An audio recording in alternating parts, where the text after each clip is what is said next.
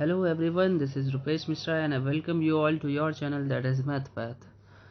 जैसा कि हम लोग लास्ट में हम लोगों ने जो मैकेनिक्स का डायनेमिक्स चल रहा था, चैप्टर नंबर 2 चल रहा था, उसमें हम लोगों ने स्ट्रिंग्स इन डायमेंशन पढ़ा था, 2 डायमेंशन में पढ़ा था, हॉरिजॉन्टल स्ट्रिंग पढ़ा था और वर्टिकल स्ट्रिंग पढ़ा था। उसमें न्यूटन्स लॉ ऑफ मोशन का इस्तेमाल करके हम लोगों ने टाइम पीरियड, ठीक है, एम्पलीट्यूड, मैक्सिमम टाइम, ये सारी चीज़ें पढ़ी थी। तो अब वही मैं फिर से स्टार्ट कर रहा हूँ, क्योंकि इससे जस्ट पहले मैंने उसको पूरा नकारा करके डिफरेंशियल इक्वेशन का एक चैप्टर ख़त्म कर दिया था। डिफरेंशियल का चैप्टर नंबर 3 ख़त्म किया है, ठीक है। और उसमें डिफरेंशियल में 2 चैप्टर और बाकी, आपकी पूरी बुक ख़त्म हो जाएगी, ठीक है। अब बाकी जो मेन बचेंगी वो आपकी मैकेनिक्स बचेगी, ठीक है। और इसमें पूरी कोशिश रहेगी कि दोनों में कम से कम दोनों जो चैप्टर हैं, दोनों जो पार्ट हैं मैकेनिक्स के, उनमें लगभग 6 और 7 करके चैप्टर्स हैं। दोनों में 6 7 चैप्टर हैं। तो मैं कोशिश ये करूँगा कि लगभग दोनों में लगभग 5 चैप्टर तो करा ही दूँ।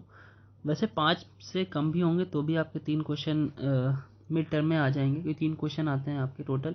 तो ये मैकेनिक्स से टोटल 6 क्वेश्चन होंगे, जिसमें से 3 क्वेश्चन करने होंगे। तो दोनों में मिक्स करके मैं करा ही रहा हूँ, तो आपके बड़े आराम से आप कर लोगे, ठीक है। बाकी उसके बाद एमसीक्यू की सीरीज़ स्टार्ट होगी, सभी को पता होना चाहिए, मैं ये पहले ही बोल रखा है मैंने। एमसीक्यू की सीरीज़ में बहुत आपको सिंपली शॉर्ट ट्रिक्स मिलेंगी, ठीक है। शॉर्ट ट्रिक्स मिलेंगी, उनको पहचानने का तरीका पता चलेगा आपको, और answer with in a minute आप दे सकोगे। 1 मिनट ट्रिक होगी, ठीक है, मैक्सिमम 1 मिनट लगेगा आपको, ठीक है। और 3 चैप्टर डिफरेंशियल में हो गए हैं, 2 चैप्टर आपके डायनामिक स्टैटिक्स में हो गए हैं, और दूसरा चैप्टर डायनेमिक्स में चल रहा है, ठीक है। चैप्टर थोड़े बड़े हैं इसलिए टाइम लगता है। तो देखिए, उस वीडियो को एक बार आप जाके और रिवाइज कर लीजिए। इसके जस्ट पहले की जो वीडियो थी, 2 वीडियो थी, जिसमें मैंने दोनों स्ट्रिंग के बारे में, हॉरिजॉन्टल और वर्टिकल के बारे में बताया। उसके बाद आप इसको पढ़ें। जो लोग पहले पढ़ चुके हैं उन्हें भी एक बारी बोलूँगा मैं रिविज़न करने के लिए, उसके बाद इसे पढ़ें, ठीक है। और जो लोग नए पढ़ रहे हैं उन्हें तो पढ़ना ही चाहिए, ठीक ना। चलिए क्वेश्चन पे आते हैं। देखिए, बोला कि a particle of mass m, एक पार्टिकल है मास m का, is attach to a light wire, ठीक है, एक वायर में अटैच्ड है, which is stretched tightly between 2 fixed point. कह रहे हैं कि जो लाइट वायर है वो 2 पॉइंट पे स्ट्रेच्ड है। मान लेते हैं 2 पॉइंट है, एक ये ए पॉइंट है और एक बी पॉइंट है, ठीक है। और जो हमारा लाइट वायर है वो इन दोनों के बीच में स्ट्रेच्ड है, ठीक है। ये वायर है मान लेते हैं, ठीक। लाइट वायर मतलब ये सिंपली इसमें एक टेंशन, या इसको आप खींच करके बड़ा कर सकते हैं, लाइट वायर है, ठीक है, बहुत ज़्यादा पावरफुल नहीं है, ठीक। फिर इसके बाद क्या बोला है, is tightly stretch tightly between 2 fixed point. ये फिक्स्ड पॉइंट है, ए और बी दोनों फिक्स हैं, ठीक है। विद अ टेंशन टी, इसका खुद का टेंशन जो इस पूरे टी का मतलब पूरे वायर का टेंशन टी है, ठीक है। और ये जो एम पार्टिकल है वो इस पर कहीं पर अटैच किया गया, मान लेते कहीं पर अटैच किया गया, यहाँ पर एम जो मास है उसका यहाँ पे अटैच किया गया, लेट्स से हेयर, ठीक है, अटैच किया गया। फिर क्या कह रहा है, if a and b are the distances of the particle from the 2 ends.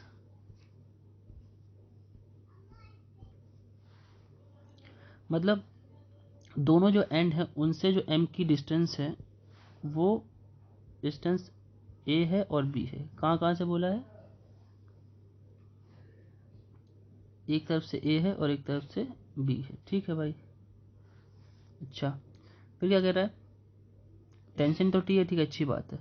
अब अच्छा एक बात समझिए थोड़ा सा, ये बोल रहा है कि prove that the period of a small transverse oscillation of mass m. Transverse oscillation का मतलब क्या है, जो ऑसिलेशन इस तरीके से होता है, इस तरीके से नहीं, ये तो रेडियल हो जाता है, इस तरीके से मतलब वर्टिकली होता है, उसे ट्रांसवर्स ऑसिलेशन बोलते हैं। अब यहाँ पे कैसे रहा ये चीज़, इस बात को समझना है। देखिए, अब आपने पार्टिकल को जो मास m है उसे यहाँ पे टाइट किया, तो सीधी सी बात है, अगर वो लाइट स्ट्रिंग है तो इसे थोड़ा सा नीचे तो लाएगी ही, स्ट्रेट, ठीक है। मान लेते हैं ये जो थोड़ा सा नीचे ला रही है ये डिस्टेंस y है, ठीक है, जो एक्सटेंशन आ रहा है इसमें y आ रहा है, ठीक। अब जब इसे आप खींच के लाओगे तो भी अभी इन्होंने ऐसा कुछ नहीं बोला है कि ये स्ट्रिंग टूट जाएगा, ऐसा कुछ नहीं है। एम मास फिर यहाँ पे आ जाएगा, ठीक। फिर उसके बाद भी ये स्ट्रिंग यहाँ से जुड़ा तो रहेगा ही, लेकिन हाँ ये जो वाई डिस्टेंस है, जो वाई लेंथ है, ये है तो बहुत स्मॉल, ये जो बहुत स्मॉल है, क्योंकि बहुत स्मॉल साइज में बोला है ना, स्मॉल ऑसिलेशन की बात करें, देखिए ये बहुत छोटा सा है, ये डिस्टेंस बहुत कम है, लेकिन मैं आपको दिखाना चाह रहा था इसलिए थोड़ा सा बड़ा बनाया है, ठीक है, जिससे कि आपको दिखे एटलीस्ट, ठीक। अच्छा भाई, अब देखिए स्ट्रिंग तो वही है, जब आपने एम को खींच करके यहाँ पे लाया, या बिना खींचे एम के वेट की वजह से वो नीचे आया, तो इस पे अपसाइड टेंशन इधर को भी टी लग जाएगा और इधर भी टी लग जाएगा, क्योंकि पूरी स्ट्रिंग में स्ट्रिंग सेम है तो उसका टेंशन हर जगह सेम होगा, ठीक है। ठीक भाई, अब देखिए अगर ये ट्राइंगल है, और ये लेंथ अलग अलग है, तो इनकी जो इनका जो एंगल बनेगा, इनके जस्ट अपोजिट जो ये वर्टेक्स होगा वो भी अलग अलग बनेगा। लेट से ये अल्फा बन रहा है और ये जो एंगल बन रहा है वो बीटा बन रहा है, ठीक है। इतना क्लियर हुआ। अब कह रहे जो स्मॉल ट्रांसवर्स ऑसिलेशन है, जब आपने देखा कि ये मास एम की वजह से नीचे खींच करके आ रहा है, तो आप ध्यान देखिए जब भी आप कोई चीज़ लटकाते हैं किसी चीज़ में, तो थोड़ी देर के लिए वो ऐसे करके वाइब्रेट करती है, मतलब ऊपर नीचे ऐसे करती है ना। तो यही ये कहना चाहता है, जब ये नीचे आप गया फिर ऊपर आया, तो ये जो टोटल एक सर्कल बना, जो इसे ही ऑसिलेशन बोलेंगे, वन कंप्लीट ऑसिलेशन। तो कह रहा है कि उसमें जो टाइम पीरियड लगा होगा वो इतना लगा होगा, ठीक है। तो देखिए जब मास नीचे आ रहा होगा तो हम लोग सीधी सी बात करते हैं, देखिए हम सीधी सी बात ये करते हैं कि जब हम न्यूटन के लॉ की बात करें, न्यूटन्स लॉ ऑफ मोशन की बात करें, न्यूटन्स लॉ ऑफ मोशन, क्योंकि मोशन हो रहा है ना भाई, आपने एम मास लटकाया तो वो नीचे आया, तो मोशन तो हो ही रहा है ना, गति तो हो ही रही है किसी न किसी तरह से। अच्छा भाई, अभी देखिए, तो अगर ये नीचे इसका बात करें फोर्स की या वेट की आप बात करो या मोशन की बात करो, तो ये पार्टिकल तो आ रहा है नीचे, ठीक। तो फोर्स जो लग रहा है वो एम की वजह से, एम देखो फोर्स का फॉर्मूला क्या होता है, m into a, force is equal to क्या होता है, मास इंटू एक्सेलरेशन। तो मास तो एम हो गया, एक्सेलरेशन क्या हो रहा है भाई, एक्सेलरेशन मतलब जो हमारा डिस्टेंस होता है उसका 2 बार डिफरेंशिएशन। तो ये कितना डिस्टेंस नीचे आया, वाई डिस्टेंस नीचे आया, तो एम वाई डबल डॉट हो गया, ठीक है। और इसको बैलेंस किया हुआ है, जब ये यहाँ के रुकेगा तो इसको बैलेंस करने के लिए, यानी इक्विलिब्रियम लाने के लिए, यानी इक्वल साइन लाने के लिए 2 टी वर्क कर रहे थे, एक टी इधर डायरेक्शन में था, एक टी इधर डायरेक्शन में था, ठीक है। लेकिन हमारी डायरेक्शन क्या होनी चाहिए, हमें तो भाई हमारा एम तो नीचे जा रहा है, तो हमारा टी भी अपोजिट डायरेक्शन में हो लेकिन ऊपर की तरफ हो, तभी तो यहाँ रुक पाएगा, तभी तो ये इक्विलिब्रियम की पोजीशन में आएगा। तो यानी इस टी को भी हम रिजॉल्व कर लेंगे इस डायरेक्शन में, और इस टी को भी रिजॉल्व कर लेंगे इस डायरेक्शन में। कर लेते हैं, समझते हैं, देखिए कैसे करेंगे। देखिए अब अगर हम बात करें एम वाई डबल डॉट की, जरा ट्राइंगल आप ये वाला देखिए, इस वाले ट्राइंगल मैं यहीं पे बता देता हूँ। तो इस ट्राइंगल में अगर आप कॉस अल्फा लगाइए, ठीक है, कॉस अल्फा अगर आप लगाते हैं तो क्या होगा, तो कॉस अल्फा से क्या होगा भाई, ठीक है, कॉस अल्फा होगा आपका बेस अपॉन हाइपोटेनस, यानी बेस अगर हम मान लें, यहाँ पे पॉइंट नहीं मैंने, देखिए इसको यहाँ पे एम मैंने यहाँ लिखा है, तो इसे थोड़ी देर के लिए आप मान लो सी पॉइंट मान लो यहाँ पे, ये जो है, और यहाँ पे आप मान लो ओ पॉइंट, ठीक है। तो अगर कॉस अल्फा आप लगाओगे तो बेस आपका हो जाएगा, बेस हो गया ओ सी बेस अपॉन हाइपोटेनस यानी ए ओ, ठीक है, कोई दिक्कत नहीं है। अच्छा, यहाँ ओ सी की वैल्यू कितनी है, ओ से सी की वैल्यू तो वाई है, ठीक है, ओ सी की वैल्यू तो वाई है भाई, तो ये तो वाई ठीक है। और ए ओ निकालना है, तो सही से देखिए तो राइट एंगल ट्राइंगल है, ए ओ आपका हाइपोटेनस है, कर्ण है, तो कर्ण निकालने के लिए आपको लंब का स्क्वायर और आधार का स्क्वायर करना पड़ेगा, दैट मीन्स कि ए स्क्वायर प्लस वाई स्क्वायर करना पड़ेगा और अंडर रूट लेना पड़ेगा, ठीक है, ए स्क्वायर प्लस वाई स्क्वायर, ठीक है, ठीक। और ऐसे ही अगर आप जो इधर ट्राइंगल बन रहा है, ये वाला ट्राइंगल, इसमें आप कॉस बीटा फाइंड आउट करोगे तो इसमें भी सेम बिल्कुल वैसे ही आएगा, y अपॉन करके under root a square, a नहीं यहाँ पे b है ना, तो यहाँ b square plus y square आएगा। ठीक है, अब जब हम इक्वेशन ऑफ मोशन की बात कर रहे थे एम वाई डबल डैश, तो अगर इस t को, ये वाला जो t है, इसको हम इस डायरेक्शन में रिजॉल्व करेंगे तो क्या बन जाएगा, t कॉस बीटा। ठीक, और देखिए अगर एम वाई डबल डैश नीचे की तरफ जा रहा है, यानी m जो आ रहा है वो नीचे की तरफ जा रहा है, तो t कॉस बीटा ऊपर की तरफ, तो ये अपोजिट डायरेक्शन हो तो माइनस साइन आ जाएगा। ऐसा ही माइनस साइन दूसरे वाले के साथ भी आएगा, जो आपका ये वाला t है। ठीक है, तो यहाँ पे भी ये किस में बदल जाएगा, अगर हॉरिजॉन्टल इसका कंपोनेंट लिया जाए तो t कॉस अल्फा। अब कॉस बीटा और कॉस अल्फा की वैल्यू पुट कर देते हैं, m y double dot is equal to minus t, तो ठीक है अपनी जगह पे, कॉस बीटा की वैल्यू कितनी है, y upon under root b square plus y square, और यहाँ पे टी तो ठीक है, यहाँ पे भी वाई आ जाएगा, t y upon under root a square plus y square. ठीक है, ठीक है भाई। अब देखिए आगे की कैलकुलेशन करते हैं। अब जरा प्रूफ देखते हैं, आपको प्रूफ से थोड़ी सी अप्रोच मिलेगी। तो देखिए जो टाइम पीरियड का फॉर्मूला होता है, टाइम पीरियड का जो फॉर्मूला होता था वो हम लोगों ने ये प्रूव किया था टीपी का, 2 pi upon under root mu. और अंडर रूट म्यू कहाँ पे आता था, जब हम x double dot is equal to something time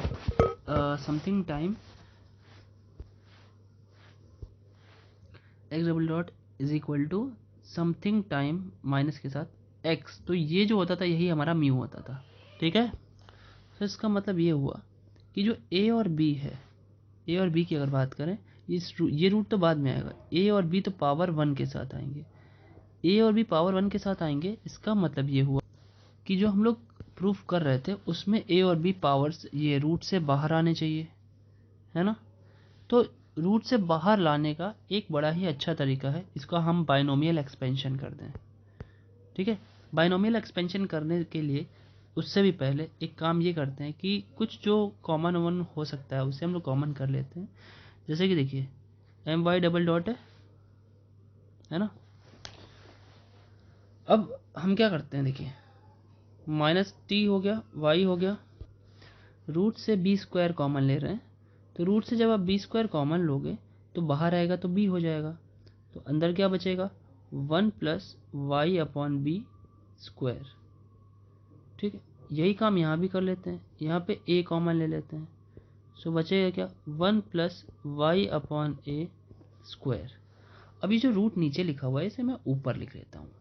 ठीक है, ऐसे लिख लेता हूँ, देखिए टी वाई अपॉन बी है, ये रूट है, रूट को मैं ऊपर लेके जा रहा हूँ, 1 प्लस वाई अपॉन बी, और दोनों में स्क्वायर ही है, और पावर में माइनस हाफ, क्योंकि रूट का मतलब हाफ होता है और नीचे से ऊपर लिखा तो इसलिए माइनस हाफ होगा। यहाँ टी वाई अपॉन ए हो जाएगा, और 1 plus y square upon a square, और होल पावर माइनस हाफ यहाँ भी हो जाएगा। तो अब आपको पता होना चाहिए कि ये बाइनोमियल एक्सपेंशन होता है। एक मैं आपको फॉर्मूला बताता हूँ। देखिए बाइनोमियल एक्सपेंशन का सिंपल सा फॉर्मूला होता है, अगर मेरे पास दो टर्म है, 1 plus x whole power n type है मान लेते हैं, तो बड़ा ही सिंपल तरीके से आगे बढ़ता चला जाता है। क्या होता है, 1 plus n x plus n n minus 1 x square upon factorial 2 plus dot dot dot, ऐसे करते करते ये चला जाता है। अगर एन पॉजिटिव नंबर है, पॉजिटिव इंटीजर है, तो इसमें n प्लस 1 टर्म्स होते हैं, और n अगर नेगेटिव है या फिर रैशनल है, तो रैशनल में भी p upon Q proper fraction की बात कर रहे हैं, तो उन दोनों में इनफाइनाइट टर्म्स होते हैं। ठीक है, शायद आप लोगों ने पढ़ा होगा, क्लास 11th में होता है एक चैप्टर बाइनोमियल थ्योरम करके, द्विपद प्रमेय करके। ठीक है। सो ऐसे ही हम दोनों को एक्सपेंड करते हैं एक एक करके। सो क्या था, m y double dot is equal to minus t y upon b था, पहला वाला क्या था, टी वाई अपॉन बी था, ठीक है।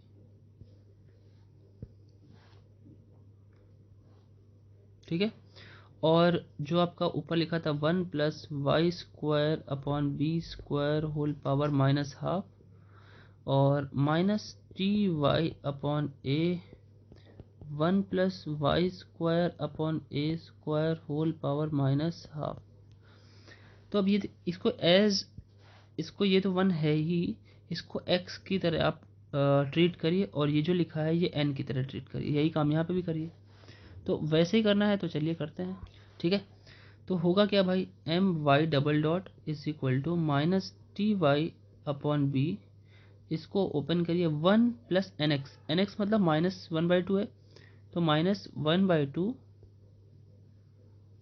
1/2, और x क्या है हमारा, y square upon b square, ठीक है, plus n n minus 1, plus dot dot dot कर देते हैं, ठीक है, प्लस डॉट डॉट लगा दिया, मतलब सारे टर्म नहीं लिख रहे हैं, ठीक है। अच्छा, minus t y upon a, यही काम इसके साथ भी कर देते हैं, 1 minus 1/2 into y square upon a square plus dot dot dot, ठीक, ये हो गया।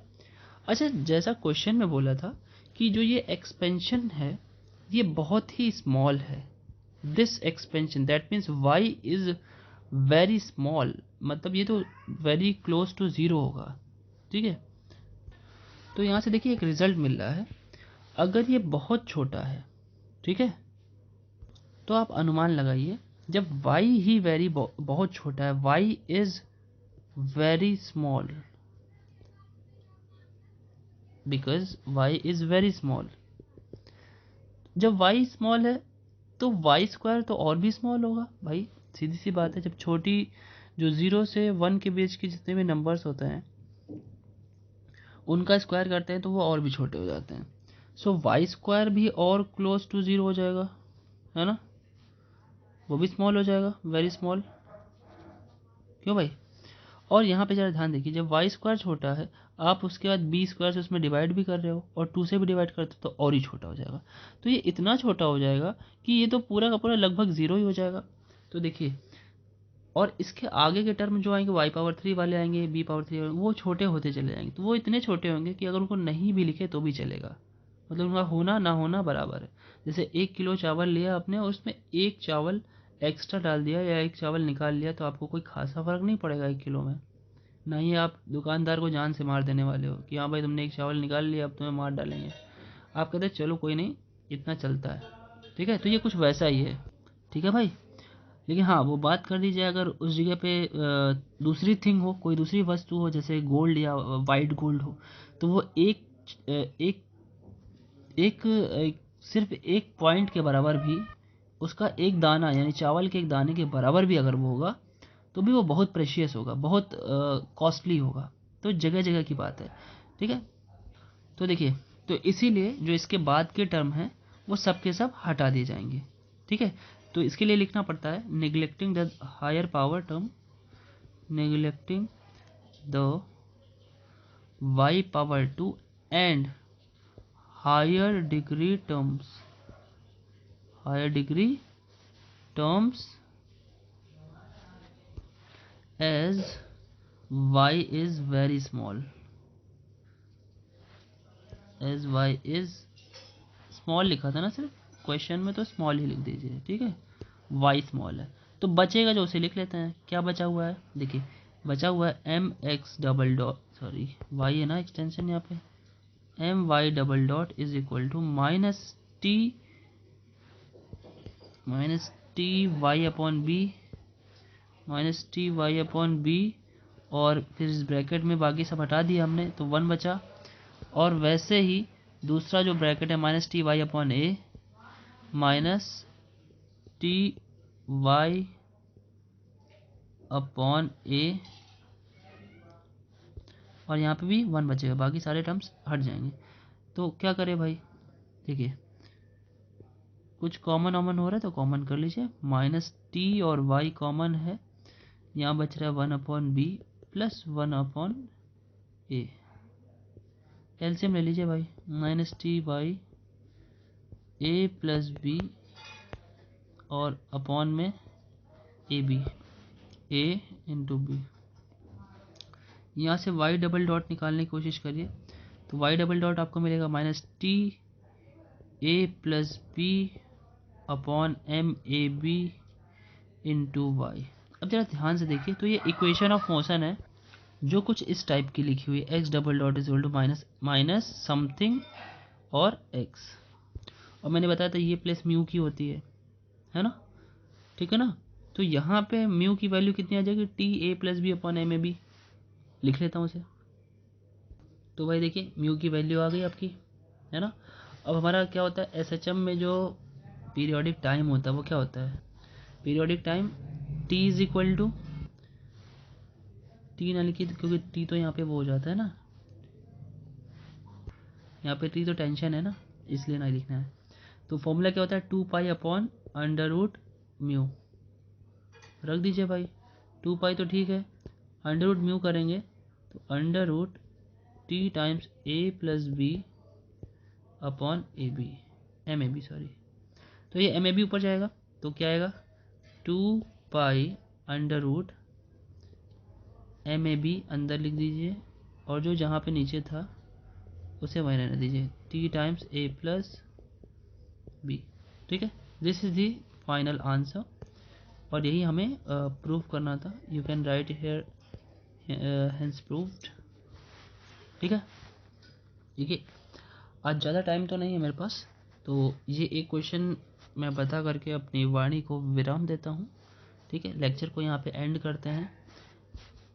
देखिए डिफरेंशियल इक्वेशन का जो बर्डन है वो हमारे ऊपर से अब कम हो रहा है, मतलब उसमें 3 चैप्टर्स जो हैं वो एंड हो चुके हैं।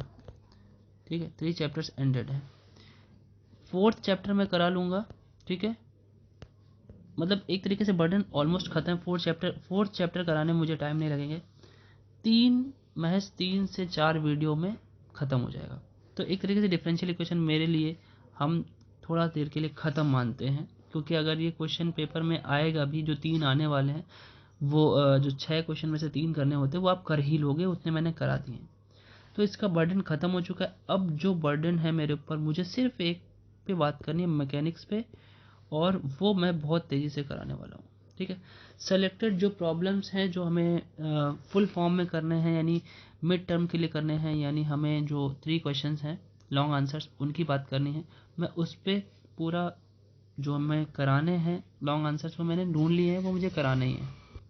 और जो हमारा एंड टर्म है जो एमसीक्यू बेस्ड है, एमसीक्यू बेस्ड समझ लीजिए, इतने ज़्यादा क्वेश्चंस बन चुके हैं, इतने ज़्यादा शॉर्ट ट्रिक्स या इतने ज़्यादा इंपॉर्टेंट क्वेश्चन मुझे मिल चुके हैं, जो मैं बस जैसे आपका एंड मिड टर्म ख़त्म होगा उसके बाद सिर्फ एमसीक्यू की सीरीज़ ही स्टार्ट होगी। ठीक है, तो उसके लिए आप बिल्कुल चिंता मत करें, हो सकता है 35 से ज़्यादा ही क्वेश्चन आपके एमसीक्यू एग्जैक्टली मेरे पीडीएफ से ही टकरा जाएं। ठीक है, तो कोशिश ये करें आप लोग ज़्यादा से ज़्यादा पढ़ें, और मैं तो हमेशा कहता हूँ कि वीडियो शेयर कर दीजिए आप अपने फ्रेंड्स में। ठीक है, आपको अच्छा लगा हो तो ज़रूर सेंड कीजिएगा, बाकी आप लोग पढ़ते रहें वही बड़ी बात है। कमेंट ज़रूर किया करें आप लोग। ठीक है, वीडियो को लाइक कर दीजिएगा। आज थोड़ा टाइम कम था इसलिए क्वेश्चन और भी एक मुझे बताना था, लेकिन चलिए उसको नेक्स्ट वीडियो में करेंगे। ठीक है, फुल फॉर्म में आ जाइए, पेपर आप लोग का बहुत जल्द होने वाले हैं। ठीक है, 1 महीने का टाइम और है जहाँ तक मुझे लगता है। ठीक है, उससे ज़्यादा टाइम शायद नहीं मिल पाएगा आप लोग को, क्योंकि प्रैक्टिकल भी स्टार्ट हो जाएगा ना, फिर उसके बाद आप लोग बिजी हो जाओगे। सो अभी से पढ़ाई करो, और जितने भी लोग हमारे गोरखपुर यूनिवर्सिटी के जो कॉलेजेस के हैं, लाइक डीवीएनडीसी, ठीक है, एमजीपीजी के हैं कुछ लोग सेंट एंड्रयूज़ के हैं। ठीक है, और भी कुछ कॉलेज हैं, मुझे नहीं ज़्यादा नेम मालूम है। ठीक है, इतने मुझे नेम मालूम है। तो अगर वो लोग भी हैं ग्रुप में, या वो लोग सब्सक्रिप्शन में हैं जो लोग ने किया हुआ है, तो वो अपने कॉलेज ग्रुप के जो भी ग्रुप है उसमें मेरी वीडियो को ज़रूर सेंड करें। ठीक है, और बस पढ़ते रहिए। चलिए मिलते हैं नेक्स्ट वीडियो में आपके अपने चैनल मैथमेथ पर। Thank you.